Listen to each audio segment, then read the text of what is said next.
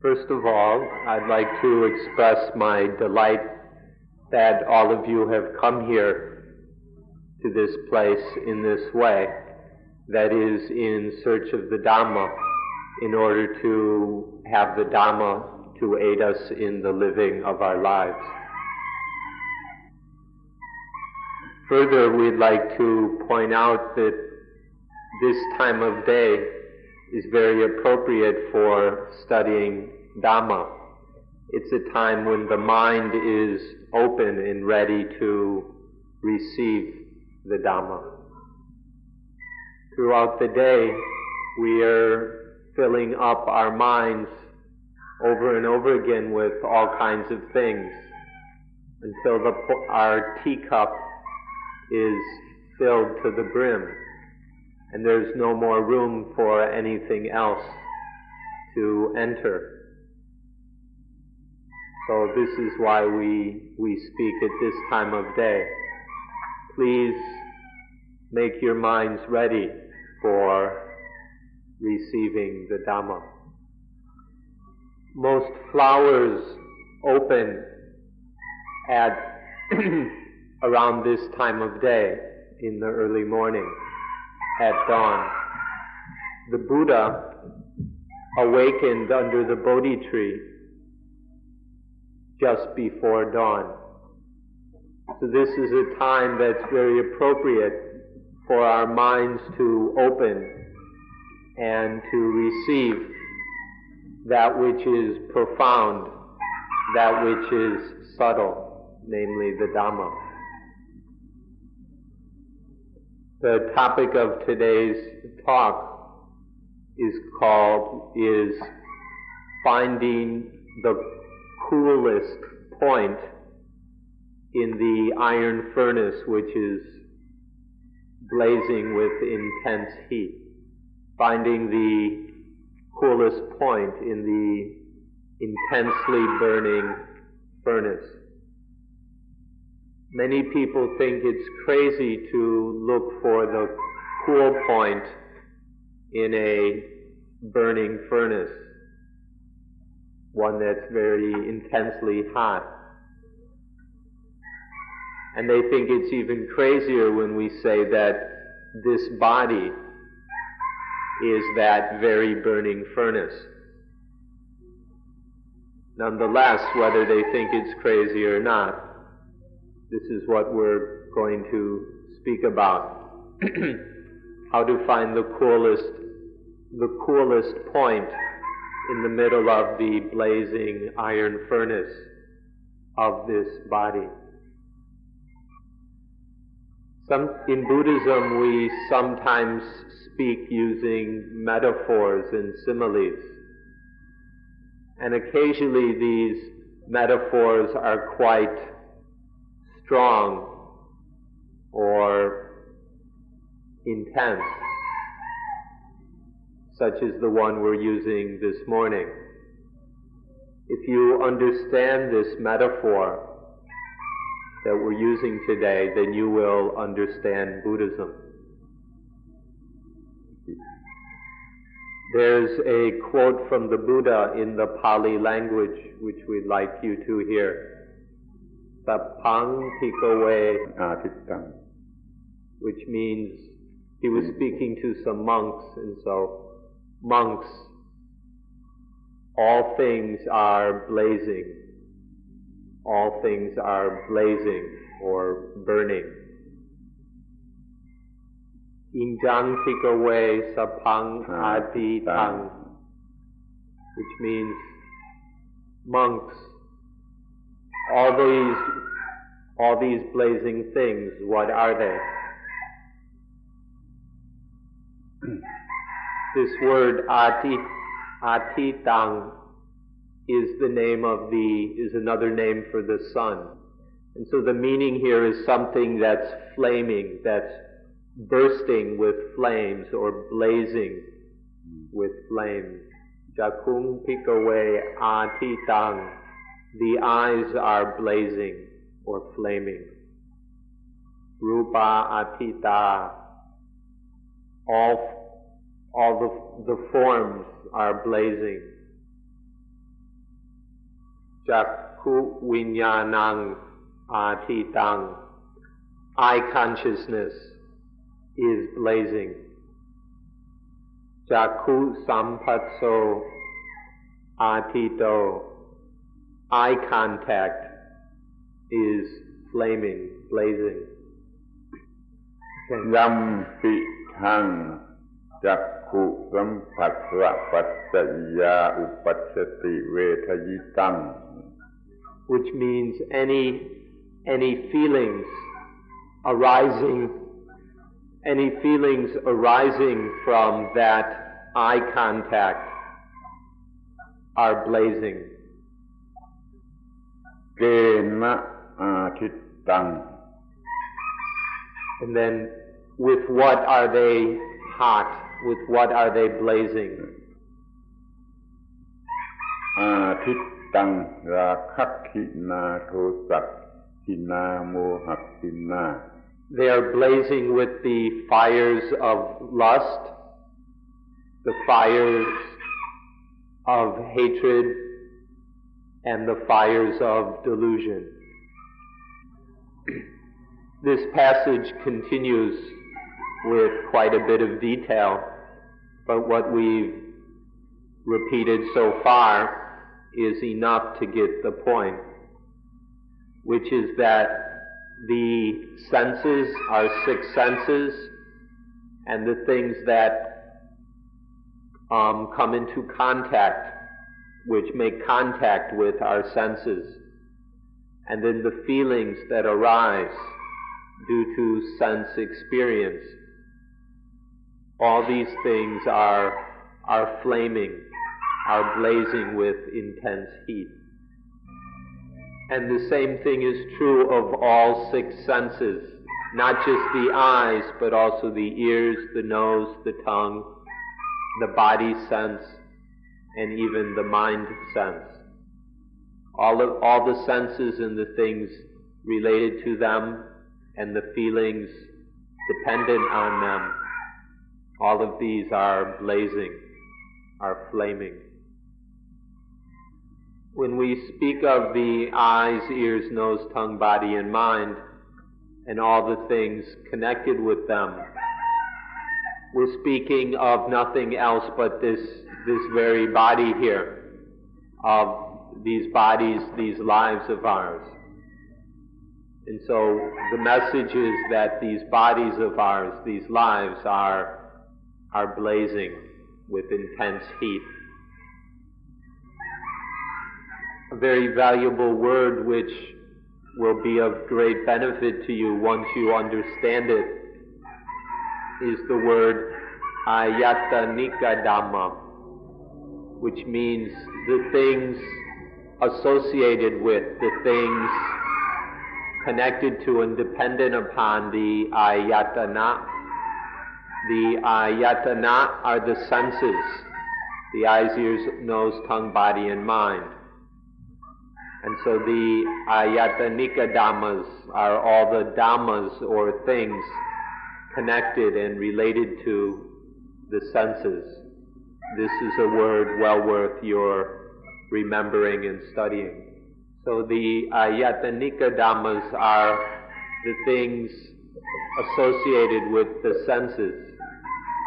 And we're going to go through what these various things are. They follow they come in stages or levels of development. The inner ayatana or senses are the eyes, ears, nose, tongue, body, and mind. The outer ayatana are the pairs, the things that match up with the sense organs, namely forms, sounds, odors, flavors, physical sensations, and mind objects. Then there is the consciousness, the knowing of the sense objects. This consciousness called vijnana. There are 6 kinds.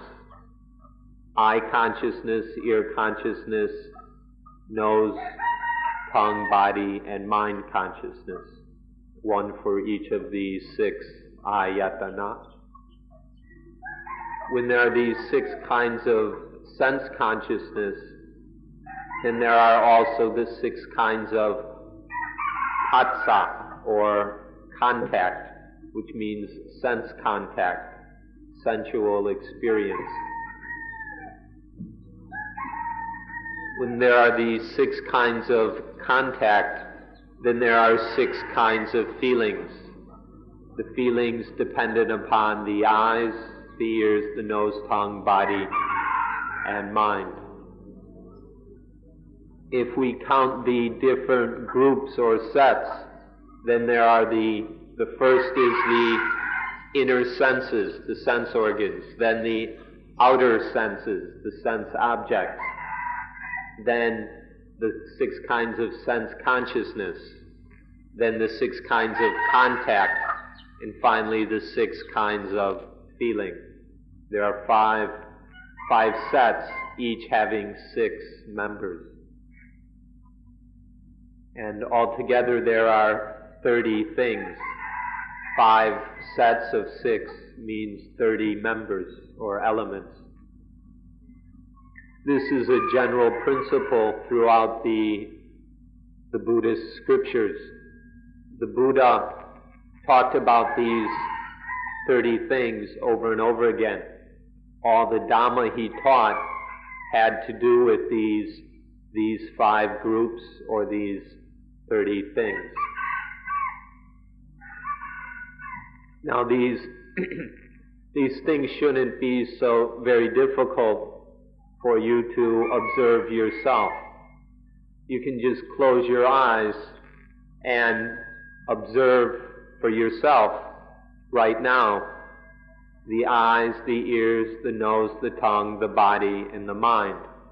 All of these 6 senses are right here. And then the sense objects connected with the 6 senses, the 6 kinds of sense consciousness, the 6 kinds of sense contact, and the different kinds of feelings arising due to the sense contact or the feelings we have towards sensual experience. These you can all experience, observe, explore right now, because these are the things that make up life. Our life right now are made up of these ayatanika dhammas. Sometimes the Buddha spoke of these as being the world. Sometimes he said, this is the world, these things are the world. And the meaning is that these things associated with the senses are everything. All of the world, all of our life are included in these ayatanika dhammas.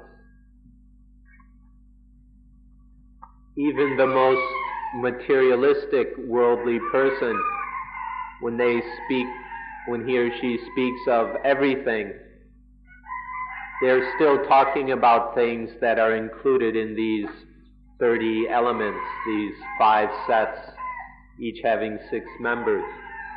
For example, when an ordinary person speaks of the earth or the ground, that's included in rupa, or form, that which we see through the eyes. Or if you touch it, then it's included in potappa, which are the physical sensations. It's the physical object that is experienced. And the same with sounds. All the different sounds in this world, all the different odors, all the possible tastes, all the different sensual, tactile experiences, and all the possible objects of consciousness in the mind. Everything of the world everything of the ordinary person's world is included in these 30 things. So this is why the Buddha said that everything is blazing, everything is on fire, because these 30 things make up everything in our lives. And then when we speak of the 3 kinds of fires, which everything is hot with these fires, there's the fire of lust, which means all the problems due to the positive. And then there's the fire of hatred, which are all the problems in our lives connected with the negative. And then there's the fire of delusion, which is all the problems we have because of wondering whether something is positive or negative. All the problems coming from our indecision or doubt, is this positive or is this negative? There are these 3 fires. They've been burning you all along, although you may not have spoken of them in such a way. But now we're advising you to speak of them in this new way, as the fire of lust, the fire of hatred, and the fire of delusion, which mean all the problems we have because of the positive, because of the negative, and because of our indecision or uncertainty whether something is positive or negative. We're greedy, possessive, jealous about all the things we take to be positive all the time. We feel anger and fear, hatred towards the things we take to be negative all the time. And then we experience doubt, confusion, uncertainty about the things which all the time as well. These three conditions, these 3 kinds of states are troubling us all the time, sometimes consciously, sometimes semi or subconsciously. But all 3 of these are going on all the time. So our life is troubled by these 3 things, by lust, by hatred, and by delusion. And this is happening all the time, both fully conscious and semi-conscious. This is going on over and over again, whether we're aware of it or not. And so this is the meaning of the words that everything is blazing and burning with the fires of greed or of lust, hatred, and delusion. Now this is the language of metaphor. It can be very direct and can give us a very clear picture of what we're speaking about. Now all of these fires are blazing within us, although many may be unaware of it. In fact, many people, rather than seeing things this way, are quite infatuated with these fires, especially the positive. People are quite big on the positive. So they also give a lot of attention to the negative, although these are the sparks which start the fires burning. These are burning over and over again whether we're aware of it or not. If you look within yourself, if you look inside and see for yourself the burning of these fires, then you will understand the Dhamma. You needn't learn the Dhamma. You can't learn the Dhamma from books or from hearing someone speak. The only way one can learn and understand the Dhamma is by looking within oneself and seeing this burning that's touched off by the positive and the negative. So please look inside and become aware of what's going on in there. The next metaphor is that lust is a wet fire, and then hatred is a dry fire, and finally delusion is a dark fire. There are wet fires, dry fires, and dark fires. If you understand this metaphor, you'll understand Dhamma easily. If you have yet to see that these things are fires, then you will have difficulty in understanding Buddhism. You'll have trouble understanding Dhamma. But when you look and see that the positive is a fire, that the negative is a fire, and that uncertainty over whether something is positive or negative, that too is a fire. When you recognize these fires, then you will have no difficulty understanding Dhamma. Now, these fires don't just burn the individual. It's not like these fires are just inside everyone. These fires are also blazing all over the world. These fires are burning up the world. This is quite obvious these days. There are numerous examples. For example, when there is the fire of the positive,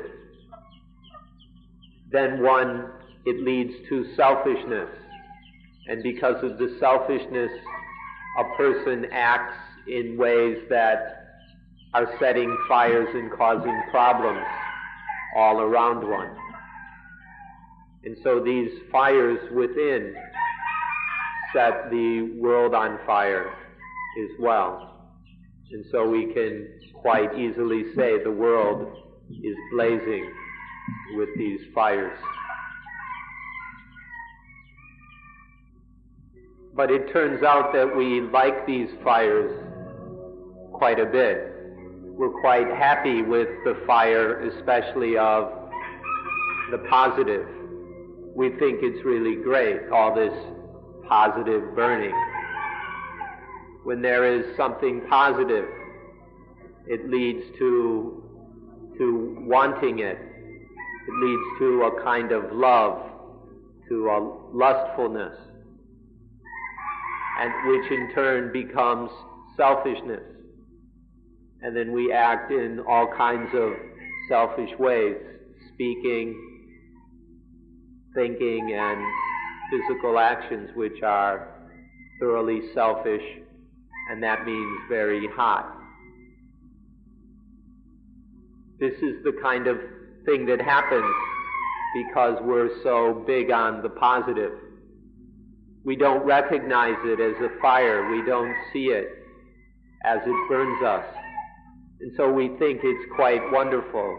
We're very happy with it, in spite of the fact that this fire of positive leads to all kinds of foolish love, leads to a kind of ignorant love.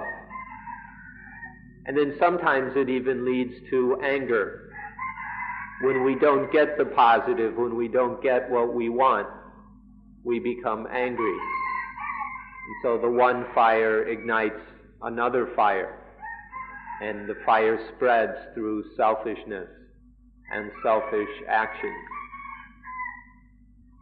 We'd like to raise a few examples of the fires which are commonly burning us in life. We'll mention about 10 of them. Please listen carefully. The first is love. Love is a fire that people are crazy about. This is a very popular fire, although it scorches and roasts our hearts over and over again. But people really like it, getting scorched and burnt by love. The next is anger. All you need to do is remember the last time you were angry, and you'll see immediately that it's a fire. The next is hatred. Hatred which is irrational, has no basis. The funny thing about hatred is that it bites the hater. It bites the one who is hating. The object of the hate doesn't feel a thing. The next is fear. Irrational, senseless fear. Unconscious fear that's troubling us all the time. This is the fourth example. The next is excitement. This is one that everybody likes very much. People go out and drink to get excited, or they do drugs, or they go dancing, or they find games to play in order to get excited. Then there's worry and anxiety about things that haven't even happened yet. We take something small and we think about it so much that we blow it up into something big. And then we worry and fret about just some small thing that hasn't even happened yet. And then we long after things which are past.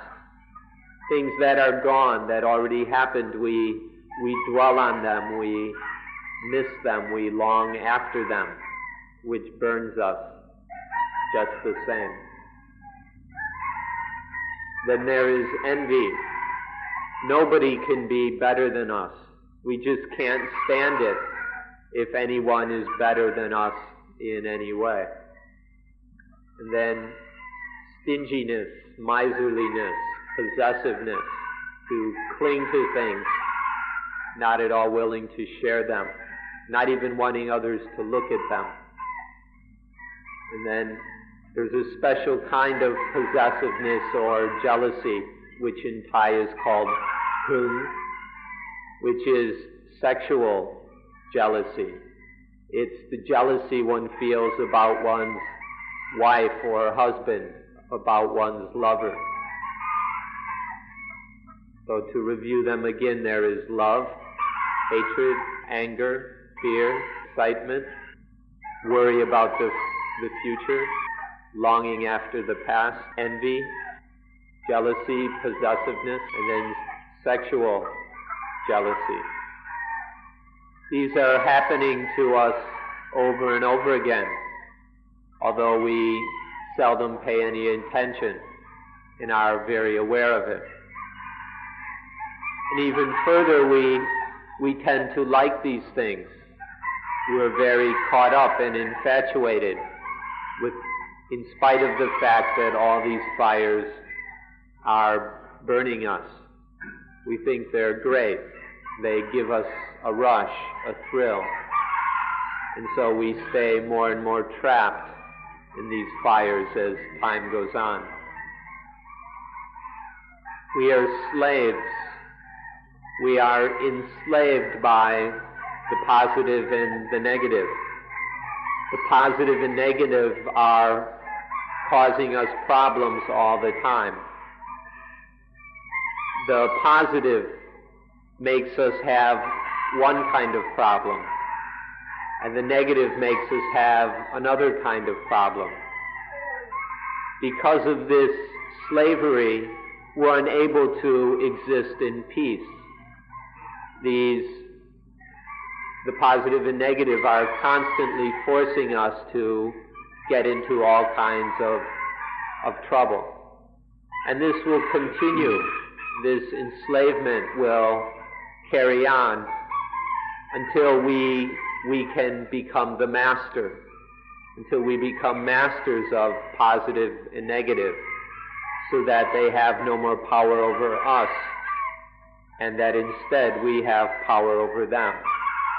Only then can we become free. Only then can we escape from the problems which the positive and negative are forcing on us. In the Jewish Bible, this fact is made quite clear right from the very start. The danger of the positive and the negative is pointed out from the beginning of human existence. God warned Adam and Eve that they should never eat from the fruit of the tree of the knowledge of good and evil.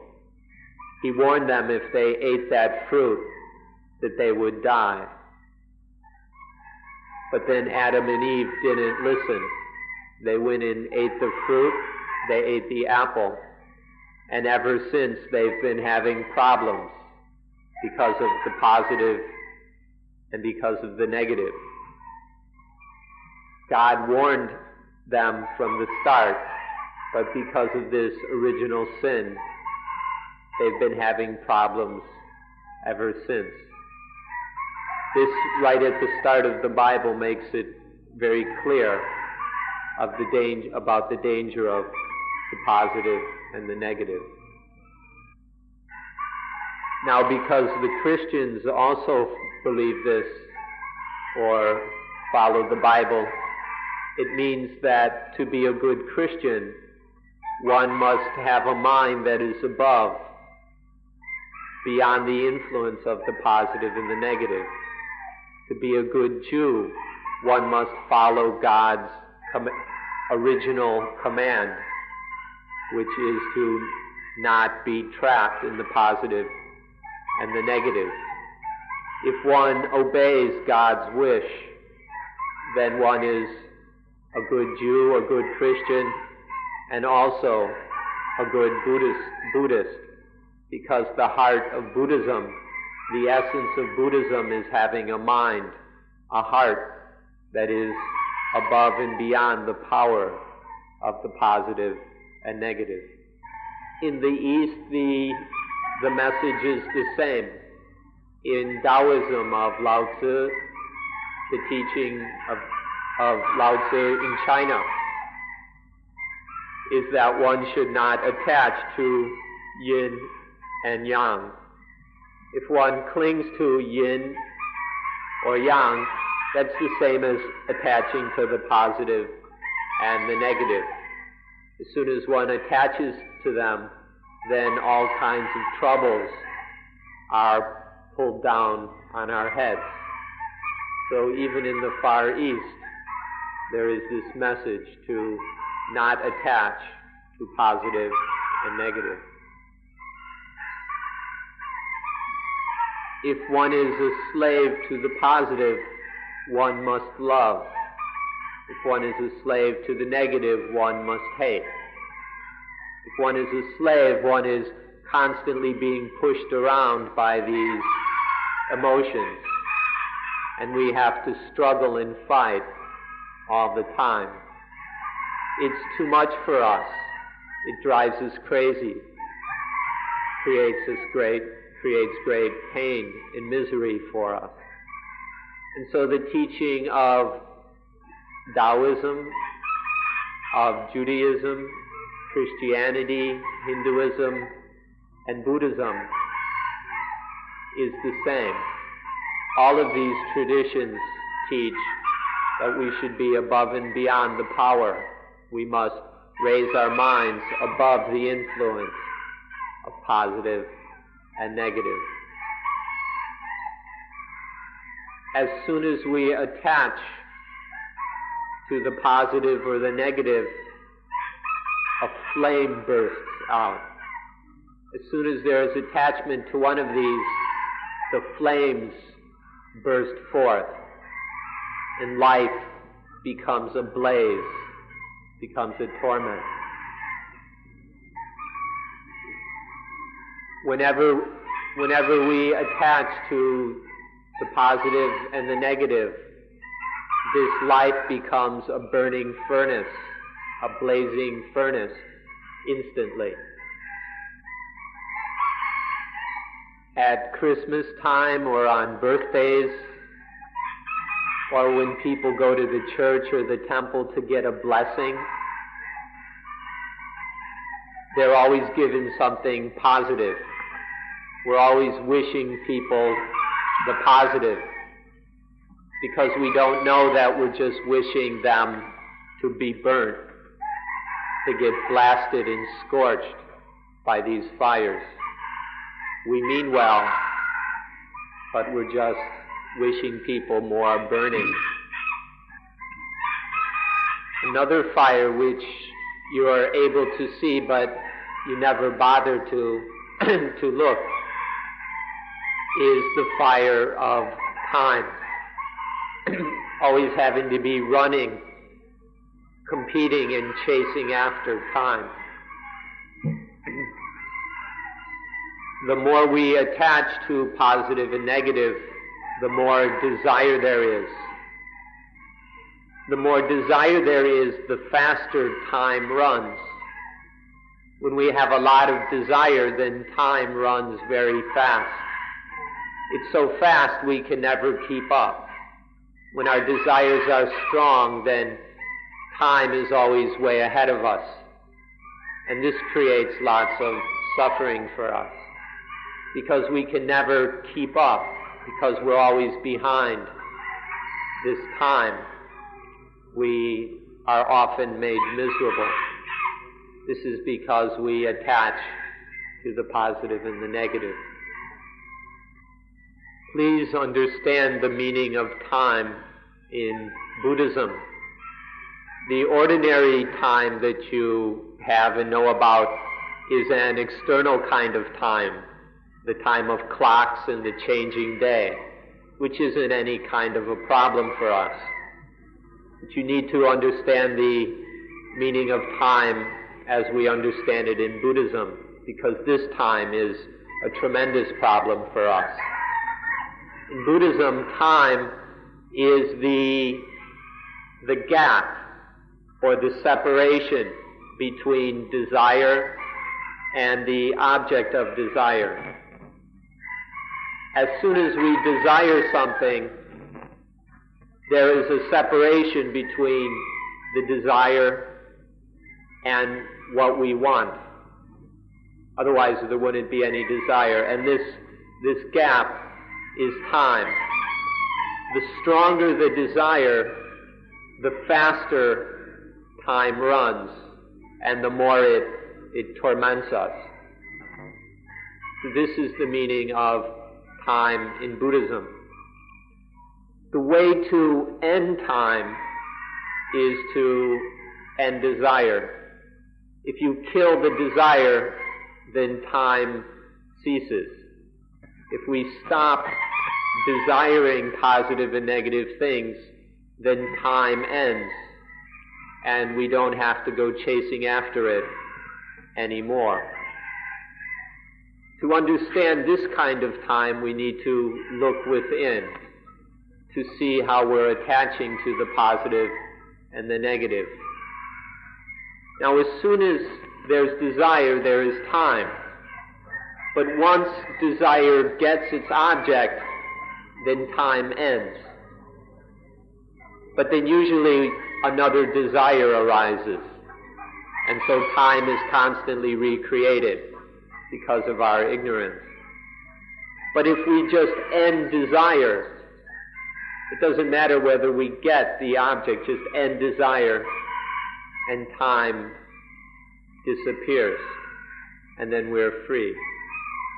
This we do by having a mind that is beyond the influence of positive and negative. A very easy way to remember this is that when we desire, time eats us. When there's no desire, we eat time. When we desire, whether in a positive way or a negative way, then time eats us. But as soon as that desire is finished, is gone, then we eat time. This is the way it is according to the principles of Dhamma. This is how the Dhamma is. Now the only one who can eat time continuously is the one who has no desire, the desireless person. And the one who is desireless is namely the Arahant, the perfected human being, the person who is beyond all ignorance. Now for us who are not yet Arahant, those of us who are ordinary people, we need to follow in the footsteps of the Arahant and learn to become masters of desire, to get control over the positive and the negative, so that these fires will stop burning us, so that time won't be able to eat us. The only way to do this is to overcome desire, to let go of desire. Another way of looking at this is that however much we attach to the positive and the negative, life will burn us, will scorch us that much. However little we attach to the positive and the negative, life will stop burning us that much. So it's up to us. The more we cling and are trapped by and enslaved by the positive and the negative, the more life will burn us. The less we attach, then life will stop burning us that much. So this is how we can find the coolest point within the blazing furnace of life. The next question is, where are we going to put out the fire? This is something that people generally overlook. We put out the fire at the fire. It's so simple that people overlook this. Wherever the fire is, that is where we must put it out. Whatever is burning, that is where we must discover the extinguishing of the fire. So wherever something is on fire, that is where we must find coolness. People don't see that we find the end of fire within the fire. We discover the quenching, the cooling of the fire in the fire itself. This is the meaning of finding the coolest point within the blast furnace. So when the eyes, ears, nose, tongue, body, and mind, when the sense objects, sense consciousness, sense contact, and the feelings, when these are the things that are burning, when the senses and the things connected with them are the things that are on fire, that's where we must put out the fire. We put out the fire in the eyes, ears, nose, tongue, body, and mind, and the things connected with them, consciousness, sense experience, and the feelings. This is the same as if you have a blast furnace, you have to put out the fire in the blast furnace. That's the only way to cool it down. And in the same way, we need to extinguish the fires that are blazing and burning our eyes, ears, nose, tongue, body, and mind, and the things dependent upon the senses. No matter how hot a blast furnace can be, no matter how many thousands of degrees Celsius a blast furnace can get, one can cool it down by lessening the fuel. If one puts in less and less fuel, then the blast furnace will steadily cool down until the fire can go out and it can cool down totally. In the same way, we can practice to lessen the attachment to the positive and the negative. As high as the flames can blaze, they can cool down just the same. The more we attach to the positive and the negative, the higher the flames will shoot. The less we attach to the positive and the negative, the more the flames will cool down. And so we can practice this way. We can lessen the attachment to positive and negative so that the flames will decrease steadily until one day they go out. There's a statement which we doubt anybody will object to, which is that the more we decrease foolishness, the more intelligence will increase. Just decrease, however much we decrease stupidity, the more the wisdom will increase. In the same way, we lessen the foolishness of attaching to positive and negative. And then the coolness and the wisdom will increase the same amount. So this is a natural law. Lessen ignorance and wisdom increases. So all you have to do is stop feeding the fire. Stop sticking more wood, more fuel in the fire. Just stop foolishly, stupidly attaching to the positive and negative, and the fire will lessen by itself. Just stop feeding the fire, and it will steadily cool down. This is a natural principle. We don't have to do anything special. Just stop feeding the fire. Whenever positive and negative come looking for us, don't receive them, don't welcome them.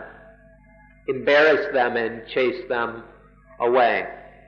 Whenever the positive and negative come knocking at our doors, don't open the door. Embarrass them and send them running away. We need to do this by becoming masters of the positive and negative. Don't fall under their power. Don't be tricked by them. When the mind is no longer deceived by the positive and negative, then none of the fires can blaze up. None of these fires can scorch us. So embarrass positive and negative. Chase them away. Don't let them trick you anymore. In our Dhamma language, we would just say, don't add ignorance to the contact. Contact or patsai is the sense experience.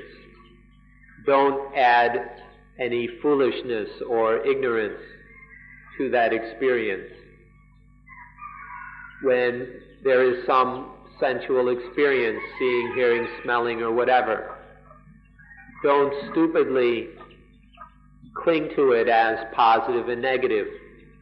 Don't fall into liking and disliking. If we don't add any ignorance to the experience, then the fires can't catch, they can't get going. But as soon as we foolishly grasp at positive and negative, as soon as this ignorance enters into the experience, then the fires are ignited. So don't add ignorance to the contact. Just let it be natural contact. There's no need for any ignorance or stupidity. Further, we say don't add desire to the feeling. Once there is contact, feeling arises. Ordinarily, as soon as there is feeling, desire follows. Desire becomes a blind reaction when we are ignorant. If the feeling is attractive, pleasant, lovable, then we want it. There's positive desire. If the feeling is unattractive, unpleasant, uncomfortable, then we want to kill it, and there's negative desire. Ordinarily, these positive and negative desires are just automatic blind reactions of the ignorant mind. But if we don't add this desire, then feeling remains just feeling, and the fires are cooled. By not being stupid about feeling, by not wanting pleasant feelings and wanting to kill unpleasant feelings, by not getting caught up in, being infatuated with, obsessed with feelings, then desire doesn't get added to them. When desire isn't added to feelings, then things will remain cool. Feeling can come in positive forms and negative forms, which leads to positive and negative desires. When the feeling is positive, then we want it. We want to have it or get it or keep it. When the feeling is negative, we want to kill it. And so there are positive and negative desires. And these positive and negative desires lead to positive and negative actions. When there's positive desires, we search for the object of the desire. When there's negative desire, we act to destroy things. And so there are many positive and negative actions in this world which keep the world blazing and on fire.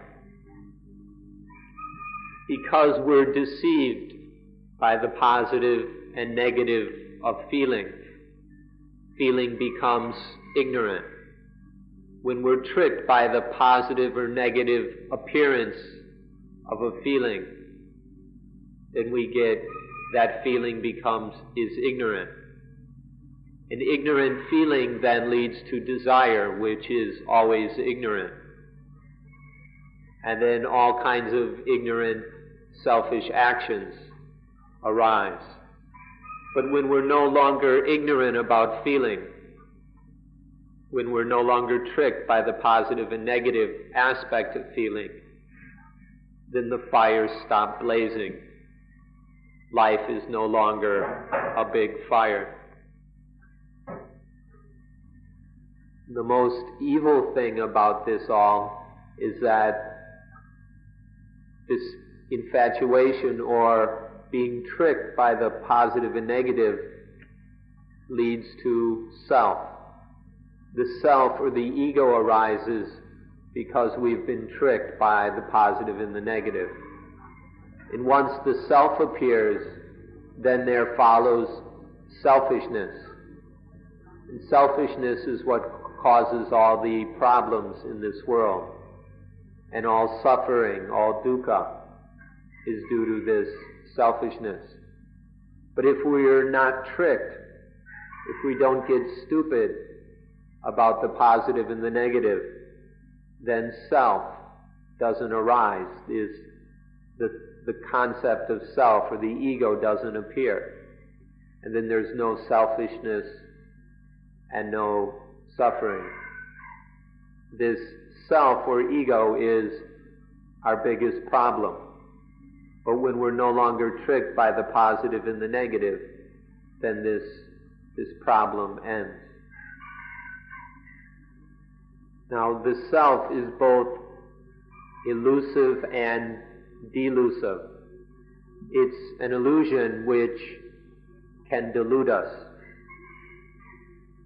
Now, this self, although it can delude us, isn't itself real. It's just an illusion or an hallucination, something we imagine. It doesn't really exist, and it doesn't exist all the time. We think of a self that exists continuously. But if, in fact, the concept of self, the ego, arises just only when we are tricked by the positive and the negative. When we're tricked by positive and negative, ego is born. When we're no longer tricked, ego dies. If we aren't tricked by positive and negative, then ego, the self, doesn't get born. If we're intelligent, if we're wise regarding positive and negative, then this fire doesn't get started.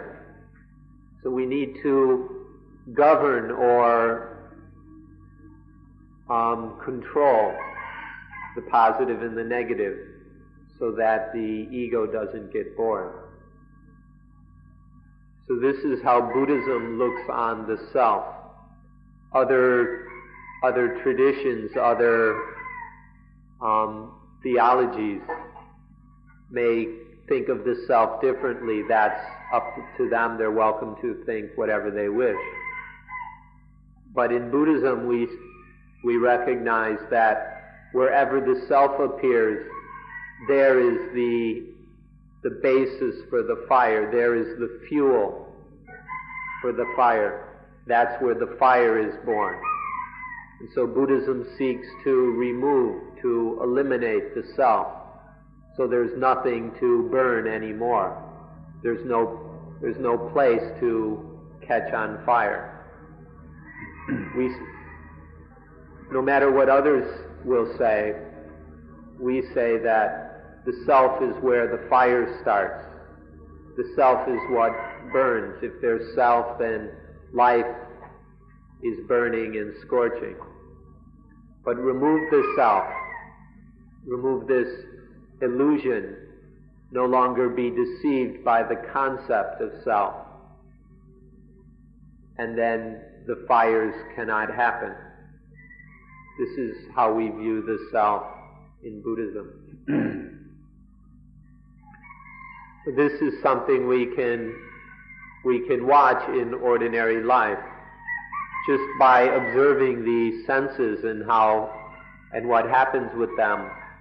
One can see all this for oneself. Naturally, or in reality, there's just the activity of the senses. But with mindfulness, we can observe how ignorance complicates things. When the eye sees something, in fact, it's just the nervous system. The part of the nervous system associated with the eye is seeing. But because of ignorance, it becomes I see, or ego sees. When the nervous system associated with the ear hears a sound, because of ignorance, it's taken to be ego hears, me hears. When the nervous system connected to the nose smells an odor, then it becomes ego smells. When the tongue tastes something, it's not just the tongue, it becomes ego tastes. When there's physical sensations through the body, it's not just the nervous system is feeling something, it becomes I feel, ego feels. And when a thought, a memory pops into the mind, it's not just the mind experiences, it becomes I experience, ego experiences. Because of ignorance, the sensitivity on all of the 6 sense doors is taken to be me, taken to be ego. Now, Buddhism has one attitude about the self. Other places may talk about the self differently. For example, there are many religions and teachings that insist there is a self or a soul or an atta, an atman, some kind of spirit, self, soul, or something. They say this really exists, that somewhere in this body or in this life there is a soul or a self. Where Buddhism teaches there is only 2 things, body and mind. Life is made up of body and mind, and that's all. There are others who insist that there's a 3rd thing. There's body, there's mind, and there's the soul. Or they may call it the Atman or the self. They may use somewhat different terms, but they're speaking there's a body, a mind or a psyche, and then some kind of soul. Some of them teach this way. And what's kind of funny, some will even go and say that when we sleep, the soul or the self goes wandering around to astral planes or who knows where. And then, in order to wake up, it has to come back. And if it doesn't come back, we never wake up. That's not the Buddhist teaching. This teaching of a 3rd thing is not Buddhism. In Buddhism, there's just body and mind. That's all. That's all we need. Another example is when a knife cuts a finger. When a knife cuts the finger, if there is ignorance, then it becomes the knife cut me, the knife cut ego. Now, in reality, there's just a finger with a nervous system and a knife, and the knife cuts into the nerve, into the finger. It stimulates the nervous system, and pain is felt. It's a very natural, ordinary process. But while this happens, if there is ignorance, if there is the stupid idea of self, of me, then it becomes the knife cut me, or ego got cut. So this is why we say, don't be stupid at contact. When there is contact, don't be foolish and cling to it as me, as ego. If we stop being stupid at contact, then life will stop burning. Life won't blaze up into fires anymore. When we are foolish and cling to contact as self, then the fire starts burning. The fire blazes. When we end this ignorance, when we stop clinging to the contact as ego, then the fire ceases. The blazing ceases. So it comes down to this: whether we cling to contact as being me or not. No me, no fire.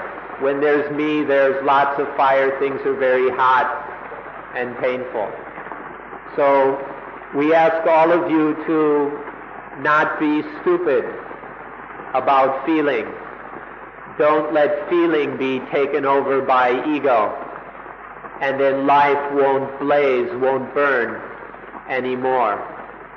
We'll be able to find the coolest point in the blast furnace.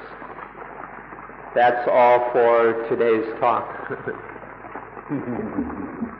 Please try and stay dry.